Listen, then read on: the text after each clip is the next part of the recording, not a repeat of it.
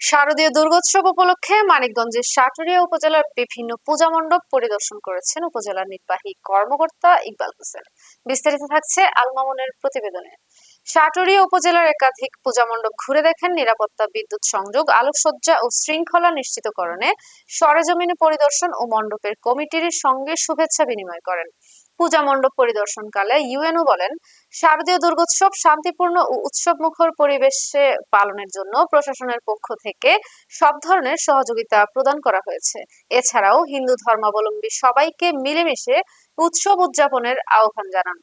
পরিদর্শনের সময় উপস্থিত ছিলেন সাটুরিয়া থানার ওসি শাহিনুল ইসলাম, পল্লী বিদ্যুৎ সমিতির সাটুরিয়া শাখার ডিজিএম অলিউল্লাহ, সাটুরিয়া প্রেস ক্লাবের সভাপতি জাহাঙ্গীর আলম, সাধারণ সম্পাদক ফয়েজি, যুগ্ম সাধারণ সম্পাদক মোহাম্মদ আল মামুন, প্রচার ও প্রকাশনা সম্পাদক মাহবুবুর রহমান রানা, দপ্তর সম্পাদক মাহমুদুল হাসান মনি, সাটুরিয়া ফায়ার সার্ভিস স্টেশনের অফিসার মুজিবুর রহমান, পূজা উদযাপন কমিটির সাটুরিয়া শাখার সভাপতি প্রদত্ত ঘোষ অ্যাপোলো, সাধারণ সম্পাদক প্রদীপ কুমার বাকালি।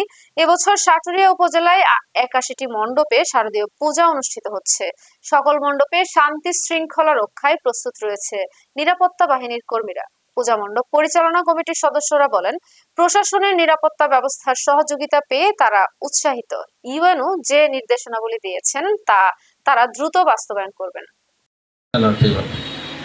এই মেসেজটা দেওয়ার জন্যই এবং আমাদের সাথে গাড়ি কিন্তু প্রায় 8 থেকে 10টা গাড়ি আছে, অর্থাৎ আমরা সমগ্র উপজেলা একইভাবে অ্যাক্টিভ রয়েছি এবং প্রত্যেকটা পূজা মণ্ডপে কিন্তু আমরা অবস্থান করার চেষ্টা করব।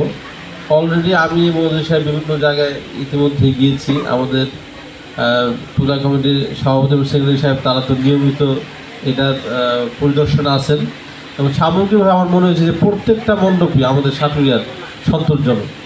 এবং আমি পূজা কমিটির সভাপতি সেক্রেটারিকে ধন্যবাদ জানাচ্ছি আমার মানে অন্তরের অন্তঃস্থল থেকে যে সুন্দর একটা প্রস্তুতি ইতিমধ্যে